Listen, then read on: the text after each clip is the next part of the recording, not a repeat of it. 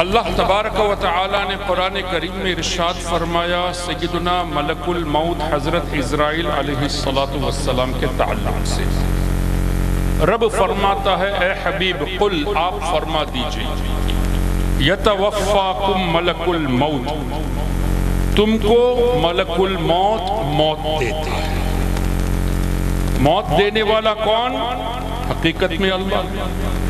رب نے فرمایا اللہ الذی خلقکم، اللہ ہی نے تمہیں پیدا کیا، ثم رزقکم، وہی روزی دیتا ہے، ثم یمیتکم، پھر موت بھی اللہ ہی دے گا، ثم یحییکم، موت کے بعد زندگی بھی اللہ ہی دے گا۔ موت کے بعد زندگی نص قرآن سے ثابت ہے۔ جو لوگ کہتے ہیں کہ موت کے بعد آدمی ختم ہوتا ہے تو اس آیت کریمہ کا کیا مطلب ہوگا؟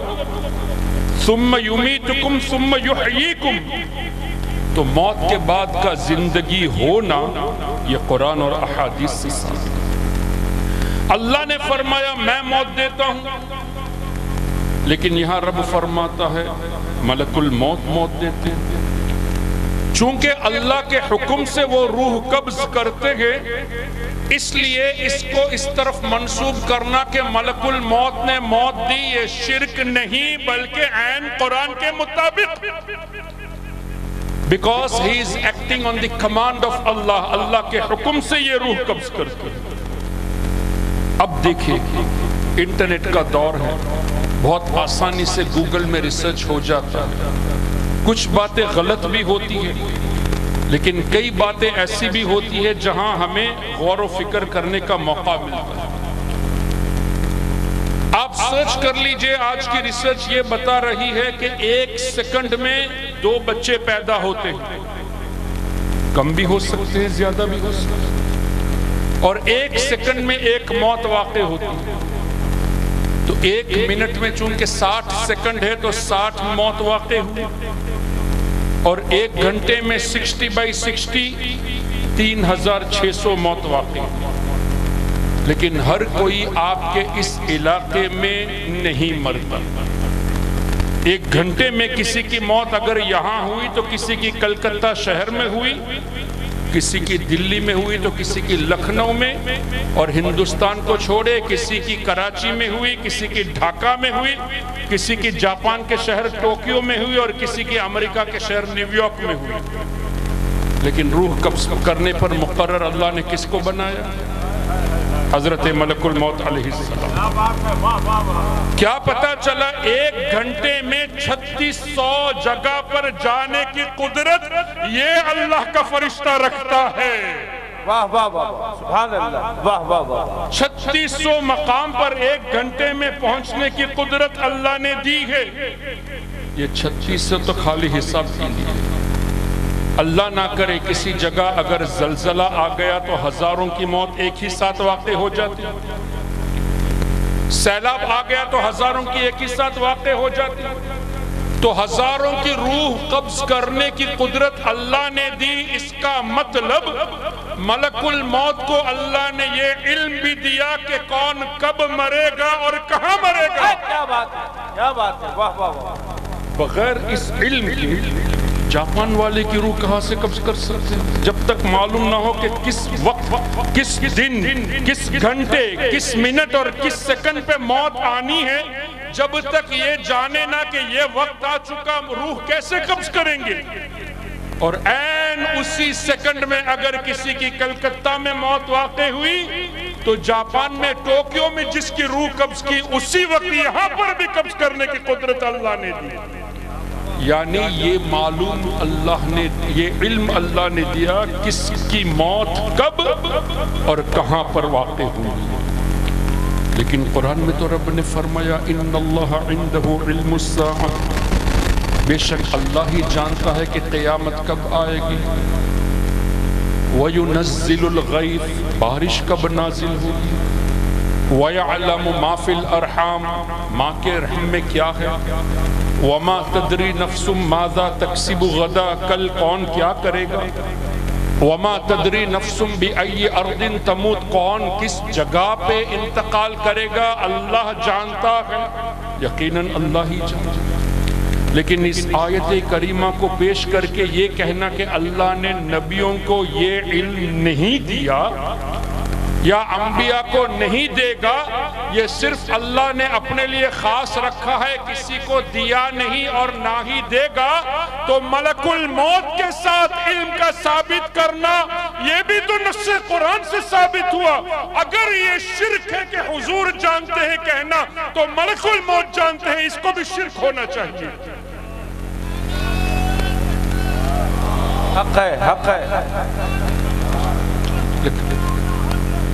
لیکن آج تک کسی نجدی نے، کسی دیوبندی نے، کسی وہابی نے، کسی سلفی نے، کسی غیر مقلد نے یہ نہیں کہا کہ یہ کیسے ممکن کہ ملک الموت یہ جانے کہ کون کب اور کہاں مرے گا۔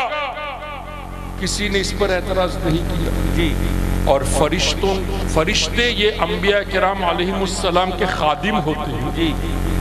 سوچنے کی بات یہ ہے کہ اے نجدی، تم خادم کی تو طاقت کو مانتے ہو کہ علم بھی رکھے موت کب اور کہاں واقع ہوگی، لیکن مخدوم کی طاقت کو ماننے سے انکار کرتے ہو اور دعویٰ یہ کرتے ہو کہ ہم قرآن پر عمل کرتے ہیں۔ یہ کون سے قرآن پر عمل کرنے کی بات کر رہے ہیں؟ جو قرآن رب تبارک و تعالی نے اپنے حبیب پر نازل فرمایا، اس سے تو ہمارے آقا کا علم یہ عیاں ہے، یہ تو واضح ہے۔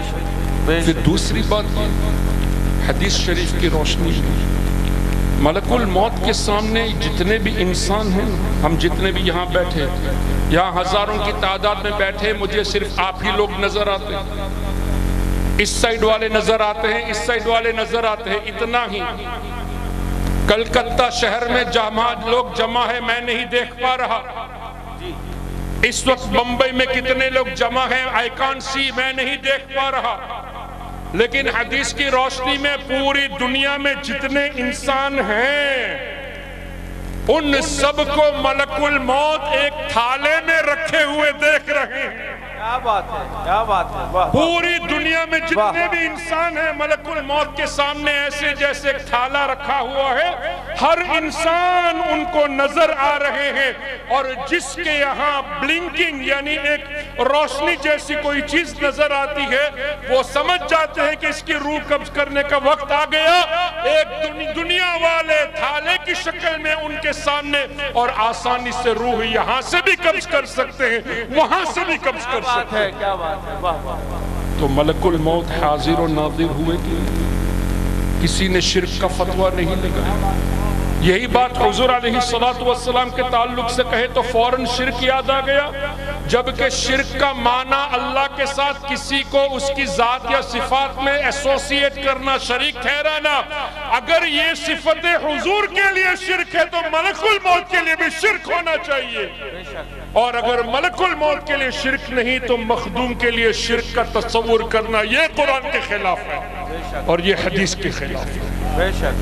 پھر مزید یہ ایسا بھی نہیں کہ ملک الموت ایک سیکنڈ میں بھی خطا کرے، یعنی کسی کی موت اگر رات کے 11:15 اور 20 میں ہونے کی ہے تو ملک الموت 11:15 اور 21 میں روح قبض نہیں کریں گے، 20 سیکنڈ ہی میں کریں گے۔ دلیل اللہ نے فرمایا اذا جاء اجلہم لا يستأخرون ساعة ولا يستقدمون، جب موت کا وقت آ جاتا ہے تو نہ ایک ساعت ایک گھڑی ایکسٹرا دی جاتی ہے اور نہ ہی پہلے قبض کی جاتی ہے۔ تو کیا پتا چلا قرآن کی روشنی میں ملک الموت عین وہ وقت بھی جان رہا ہے کہ کب روح قبض کرنی ہے، لیکن کسی نے اعتراض نہیں کیا۔ یہی باتیں ہمارے آقا کے تعلق سے آ گئی۔ اچھا، ملک الموت کی تو شان یہ بھی ہے کہ اللہ تبارک و تعالی نے ایسی طاقتوں سے نوازا کہ الگ الگ جگہ سے ایک ایک کی نہیں، ایک ہی جگہ پہ اگر کوئی ایسا حادثہ ہو گیا تو ہزاروں کی روح ایک ہی جگہ سے ایک ہی وقت میں اور ہزاروں کی روح دوسری جگہ سے ایک ہی وقت میں قبض کرنے کی قدرت اللہ نے عطا کی ہے۔ اللہ اکبر۔ اور آگے بڑھی روح قبض کی گئی، روح جسم سے الگ ہو گئی، اور اس کا معنی نجدیوں نے یہ کیا کہ انسان ختم ہو گیا، سیسڈ ہو گیا، nothing is remaining, everything is gone۔ حالانکہ موت کا معنی یہ نہیں کہ آدمی ختم ہو جاتا، موت کا معنی یہ ہے کہ روح کا جسم سے الگ ہو۔ روح پہلے بھی موجود تھی عالم ارواح میں، ہم جب پیدا ہوئے تو اللہ نے روح ہمارے جسم میں ڈالی، اور ہم جب دنیا سے جائیں گے یعنی موت کا مزہ چکھیں گے تو روح جسم سے الگ ہوگی۔ فنا روح کو نہیں ہے، روح کا موت کا معنی روح کا جسم سے الگ ہونا۔ یہ اس کو سمجھتے ضرور ہے، لیکن جان بوجھ کر ہمارے ایمان کو لوٹنے کے لیے کہتے ہیں کہ روح قبض ہو گئی تو انبیاء بھی معاذ اللہ مردہ ہو گئے، جیسا کہ اسماعیل دہلوی نے لکھا کہ معاذ اللہ نبی پاک صلی اللہ علیہ وسلم مر کر مٹی میں مل گئے، اور ان دیوبندیوں کے دوسرے علماء نے بھی لکھا، اور یہ لوگ آج بھی اس بات کو جسٹیفائی کر رہے ہیں کہ اسماعیل دہلوی نے جو لکھا وہ صحیح ہے، جبکہ صراحتاً حدیث کے خلاف۔ کیسے خلاف؟ نبی کو مردہ کہنا یہ قرآن کے بھی خلاف، حدیث کی خلاف۔ کیا ہمارے آقا صلی اللہ علیہ وسلم نے یہ نہیں فرمایا؟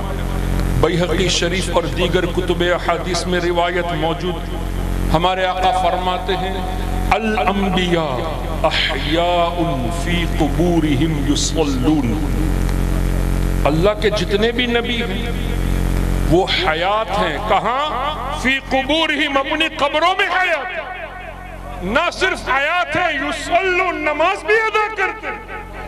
ہمارے آقا نے وفات کو ٹیسٹ کرنے والے نبیوں کے بارے میں فرمایا کہ حیات ہے، یعنی حضرت آدم علیہ السلام نے موت کا مزہ چکھا، حضور نے مردہ نہیں فرمایا، حیات فرمایا۔ حضرت موسیٰ علیہ السلام نے موت کا مزہ چکھا، ہمارے نبی نے لفظ مردہ استعمال نہیں فرمایا بلکہ احیاء فرمایا۔ حضور جن کو حیات کہے ان کو تم مردہ کہو، کون سی حدیث پہ عمل ہے تمہارا؟ اور دیگر انبیاء کو حضور نے حیات فرمایا، تم نبی الانبیاء امام الانبیاء کو مردہ کہتے ہیں۔ پھر دعویٰ یہ کہ قرآن اور حدیث پر ہم عمل کرتے ہیں، کتنا بڑا جھوٹا دعویٰ ان لوگوں کا۔ اچھا، پھر حضور علیہ السلام نے ارشاد فرمایا، صحیح مسلم میں روایت موجود، مررت بموسیٰ علیہ السلام او کما قال، شب معراج میں حضرت موسیٰ علیہ السلام کے روض اقدس کے پاس سے گزرا، اور کیا دیکھتے ہیں؟ وَهُوَ قَائِمٌ يُصَلِّي فِي قَبْرِهِ او کما قال، میں نے حضرت موسیٰ علیہ السلام کو دیکھا وہ اپنی قبر میں نماز پڑھ رہے ہیں۔ میں نے جان بوجھ کر ایک جملہ چھوڑ دیا ہے تاکہ ایمفسائز کیا جائے، ہمارے نبی نے اتنا نہیں فرمایا کہ میں نے ان کو نماز پڑھتے ہوئے دیکھا، نہیں، قائم یصلی، کھڑے ہو کر نماز پڑھتے ہوئے دیکھا۔ کھڑا ہونے کے لیے جسم کا ہونا ضروری، کیا پتا چلا انبیاء کرام وصال کے بعد اپنے جسموں کے ساتھ حیات ہے اور نمازیں بھی ادا کرتے ہیں۔ اور یہ نجدی کہتا ہے کہ انبیاء کرام کے تعلق سے، حضور کے تعلق سے لفظ مردہ یہ قرآن کے خلاف کیسے ہو گیا؟ حدیث کے خلاف تو ہو ہی گیا، قرآن کے خلاف ایسے ہوا کہ حضور علیہ السلام کے نام پر جن لوگوں نے اپنی جانیں قربان کر دی، اللہ نے نہ صرف یہ فرمایا وَلَا تَقُولُوا، انہیں مردہ مت کہو، صرف اتنا ہی نہیں، وَلَا تَحْسَبَنَّ الَّذِينَ قُتِلُوا بِهِ فی سبیل اللہ امواتا، جو اللہ کی راہ میں شہید ہوئے ان کو مردہ سوچو بھی مت۔ تو رب نے تو کہنے سے بھی منع فرمایا، سوچنے سے بھی منع فرمایا۔ حضرت فاروق اعظم رضی اللہ عنہ شہید ہوئے، اب اگر کوئی کہے گا کہ فاروق اعظم مردہ ہے تو قرآن کے خلاف ہے۔ حضرت عثمان غنی، حضرت مولا علی مشکل کشا، سیدنا امام علی مقام، سیدنا امیر حمزہ، دیگر بزرگان دین، صحابہ کرام، اولیاء کاملین، جن جن لوگوں نے شہادت حاصل کی، ان کے بارے میں اگر کوئی لفظ مردہ کہتا ہے تو قرآن کے خلاف، کیوں کہنا دور، اللہ نے تو سوچنے سے بھی منع فرمایا۔ اور تم حضور کے نام پر جان دینے والے جن کے تعلق سے سوچنے سے منع کیا گیا، تم انبیاء کرام کے سردار سرکار علیہ السلام کو مردہ کہتے ہیں۔ اللہ تو روح کا جسم سے الگ ہونا یہ ہے موت کا معنی۔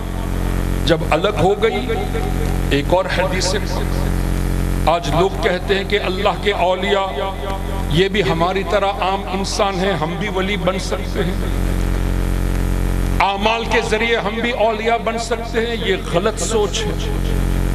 اعمال کی بدولت اگر کوئی ولی بن جاتا ہوتا تو ابلیس سب سے بڑا ولی ہوتا۔ ولایت اعمال کے دار و مدار اعمال پر نہیں ہے بلکہ اللہ کے فضل پر ہے، اور اللہ کا فضل حضور کی رحمت کے صدقے میں۔ سبحان اللہ۔ نبی پاک صلی اللہ علیہ وسلم کے توسل سے اللہ کی رحمت ہے۔ دلیل لفظ رحمت ہی دلیل ہے۔ کیا اللہ نے نہیں فرمایا وَمَا أَرْسَلْنَاكَ إِلَّا رَحْمَةً لِلْعَالَمِينَ؟ اے حبیب، ہم نے آپ کو عالمین کے لیے رحمت بنا کر بھیجا، تو پتا چلا کہ حضور ہی تو اللہ کی رحمت ہے۔ تو اللہ تعالیٰ کا جو فضل ہے وہ ہمارے آقا ہی کے صدقے میں ہے۔ یہ صرف اعلیٰ حضرت جیسے بزرگوں نے نہیں فرمایا، جیسا کہ حدیث میں ہے وَاللَّهُ يَعْطِي إِنَّمَا أَنَا قَاسِمٌ۔ حضور فرماتے ہیں اللہ دیتا ہے، میں ہی تقسیم کرنے والا۔ انما انا حسر کے ساتھ، میں ہی تقسیم کرنے والا۔ خالی میں تقسیم کرنے والا ہے، لیکن نجدیوں نے ترجمہ کیا اللہ دیتا ہے، میں تو خالی بانٹنے والا ہوں۔ اے بے وقوفو، میں تو خالی بانٹنے والا ہوں، عربی کے کون سے صیغے کا یہ ترجمہ ہے یہ تو بتاؤ؟ لفظ ہے انما انا، میں ہی بانٹنے والا۔ کیا بات ہے، سبحان اللہ، سبحان اللہ، سبحان اللہ۔ بخاری شریف میں ایک جگہ پہ نہیں 5-6 جگہوں پہ یہ روایت موجود ہے انما انا قاسم۔ بے شک۔ لیکن امام بخاری نے بھی کمال کر دیا، جب خمس کا باب باندھا وَاعْلَمُوا أَنَّ اللَّهَ خُمُسَهُ لِلَّهِ وَلِلرَّسُولِ، خمس کا جب باب باندھا امام بخاری نے تو فرمایا قال النبی صلی اللہ علیہ وسلم کے حضور فرماتے ہیں واللہ یعطی، اللہ دیتا ہے، انما انا قاسم و خازن، اللہ دیتا ہے، میں ہی بانٹنے والا ہوں اور میں خزانچی بھی ہوں۔ خالی بانٹنا نہیں ہے، خزانے بھی میرے ہاتھ میں ہے، خزانے میرے قبضے قدرت میں اللہ نے رکھ دی ہے، اور میں اللہ کے دیے ہوئے خزانوں کو تقسیم کرنے والا ہوں۔ سبحان اللہ، سبحان اللہ۔ اور یہ بھی صحیح بخاری میں ایک اور حدیث ایک اور جگہ پہ موجود ہے، اعطیت مفاتیح خزائن الارض، اللہ نے زمین کے جتنے خزانے ہیں ان خزانوں کی جتنی چابیاں ہیں سب مجھے دے دی ہے۔ میں نے اس طرح کا مفہوم کیوں بتایا کہ جتنے خزانے زمین کے اور ان خزانوں کی جتنی چابیاں، یہ کیوں کہا میں نے؟ یہ حدیث کی روشنی ہے۔ کیوں حدیث میں مفتاح کا لفظ نہیں ہے، ایک چابی دی گئی نہیں ہے، لفظ ہے مفاتیح، چابیاں۔ کیا بات ہے، واہ واہ۔ اور خزانہ نہیں، خزائن ہے۔ جتنے خزانے زمین کے اللہ نے رکھے ہیں زمین میں، ان خزانوں کی جتنی چابیاں ہیں سب میرے ہاتھ۔ سبحان اللہ، سبحان اللہ۔ نعرہ تکبیر، نعرہ رسالت، مسلک اعلی حضرت۔ اور یہ مت کہنا اور کہو گے بھی نہیں، امام بخاری نے غلطی کر دی یہ کہیں گے تو خود پھنسیں گے۔ لیکن ہم ایک سٹیپ آگے بڑھتے ہیں، امام بخاری کے بھی اساتذہ میں سے سیدنا امام احمد ابن حنبل رضی اللہ تعالیٰ عنہ نے مسند احمد میں روایت نقل فرمائی۔ اور امام احمد کون؟ آج کل غیر مقلد 15 20 25 حدیثیں یاد کر کے حدیث سے مسائل خود ہی بتانے لگتے ہیں، ڈیرائیو کرتے ہیں، استنباط کرتے ہیں۔ سیدی اعلیٰ حضرت امام اہل سنت مولانا شاہ احمد رضا خان رحمت اللہ علیہ نے اپنی ایک تصنیف میں اس کا تذکرہ فرمایا، اور شاہ ولی اللہ محدث دہلوی نے اپنی کتاب الانصاف میں بھی تذکرہ فرمایا۔ روایت کا مفہوم یہ ہے کہ امام احمد ابن حنبل کی بارگاہ میں ایک شخص حاضر ہوئے اور پوچھا امام صاحب بتائیے اگر کسی شخص کو 1,00,000 حدیثیں یاد ہو، معمولی بات ہے، 1,00,000 حدیثیں یاد ہو تو کیا وہ شخص حدیث سے مسائل بیان کر سکتا ہے؟ کیا خود سے استنباط کر سکتا ہے؟ 1,00,000 معمولی بات ہے۔ امام احمد ابن حنبل نے فرمایا لا، اس کے اندر یہ استطاعت نہیں 1,00,000 حدیث یاد ہونے کے باوجود بھی مسائل کو استنباط کر سکتا نہیں۔ کیا بات ہے، سبحان اللہ۔ اب سائل نے سوال کو آگے بڑھایا، حضور اگر 2,00,000 حدیث یاد ہو تب بھی امام احمد ابن حنبل نے لا ہی فرمایا۔ دیکھ لیجئے الانصاف شاہ ولی اللہ کی اور اعلیٰ حضرت کی کتاب، ابھی نام ذہن میں نہیں، اعلیٰ حضرت نے بھی تحریر فرمایا۔ سائل نے بڑھایا حضور 4,00,000 حدیثیں، تب بھی منع فرمایا۔ اب سائل نے پوچھا حضور اگر 5,00,000 حدیث یاد ہو تو امام احمد نے ڈائریکٹ ہاں نہیں فرمایا، ارجو، مجھے امید ہے کہ وہ مسائل بیان کر۔ ابھی بھی کنفرم سے نہیں بتا رہے کہ ہاں وہ اس قابل ہو گیا، 5,00,000 حدیثیں یاد ہیں تب بھی اس قابل سے ایسا نہیں فرمایا کہ ہاں نہیں، بلکہ امید ہے کہ وہ مسائل نکال سکے۔ تو 4,99,999 حدیثیں یاد ہو پھر بھی اس قابل نہیں کہ حدیث سے مسائل کو استنباط کرے۔ اے نجدی غیر مقلد، 15-20 حدیثیں وہ بھی ترجمے کے ساتھ یاد کر کے مسائل استنباط کرنے کا حق دیا کس نے تم کو؟ وہ امام احمد ابن حنبل جن کو 10,00,000 حدیثیں یاد تھی، سبحان اللہ۔ وہ امام احمد ابن حنبل جو امام شافعی رحمت اللہ تعالی علیہ کے شاگردوں میں سے ہیں، وہ امام احمد ابن حنبل نے حدیث نقل فرمائی کہ حضور علیہ السلام نے فرمایا واللہ یعطی، اللہ دیتا ہے، انما انا خازن، میں ہی خزانچی۔ اب مسند احمد میں خازن کا لفظ خزانچی، بخاری میں قاسم کا لفظ بانٹنے والا، اور بخاری میں قاسم خازن دونوں موجود ہیں۔ میں بانٹنے والا بھی میں ہی ہوں، خزانچی بھی میں ہی ہوں۔ اب اعلیٰ حضرت نے فرمایا لا ورب العرش، واہ واہ واہ۔ اچھا لا بھی قسم کے لیے ہے، ورب العرش، عرش کے رب کی قسم 2 بار اعلیٰ حضرت قسم یاد فرمایا۔ چونکہ حدیث میں انما انا ہے حصر کے ساتھ میں ہی، تو اعلیٰ حضرت کا عقیدہ حضور کے تعلق سے ایسا کہ حضور نے فرمایا میں ہی، بانٹنے والا تو اللہ کی قسم، اللہ کی قسم، جس کو جو ملا ان سے ملا، اس لیے کہ بٹتی ہے کونین میں نعمت رسول اللہ۔ تکبیر، نعرہ رسالت، مسلک اعلیٰ حضرت زندہ باد، نعرہ تکبیر، اللہ اکبر۔ تو اعلیٰ حضرت کا یہ شعر حدیث کے خلاف نہیں، حدیث کی روشنی لا قسم کے لیے، ورب العرش، عرش کے رب کی قسم 2 بار قسم یاد فرمایا۔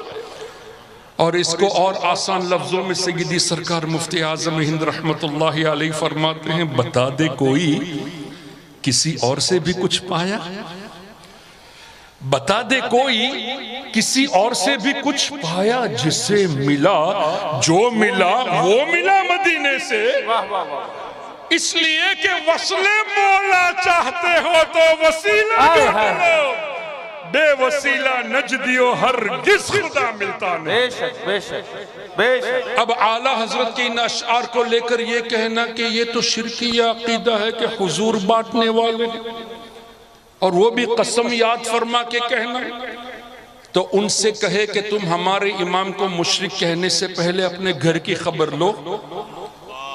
جس کو تم امام مانتے ہو ابن تیمیہ، جس کو اعلیٰ حضرت نے کئی جگہ پہ امام الوہابیہ کہہ کے لکھا ہے، اور بزرگوں نے دال مدل گمراہ گر لکھا ہے ابن تیمیہ کو۔ ابن تیمیہ کا ایک شاگرد ابن القیم الجوزیہ، کتاب کا نام ہے زاد المعاد، وہ نہ صرف عربی میں ہے، اصل تو عربی میں ہے، اس کا اردو ترجمہ بھی ہو چکا ہے، انگریزی میں ترجمہ بھی ہو چکا ہے. میرے پاس اس وقت عربی کا سکرین شاٹ بھی موجود ہے، اردو کا بھی موجود ہے، انگریزی کا بھی موجود ہے.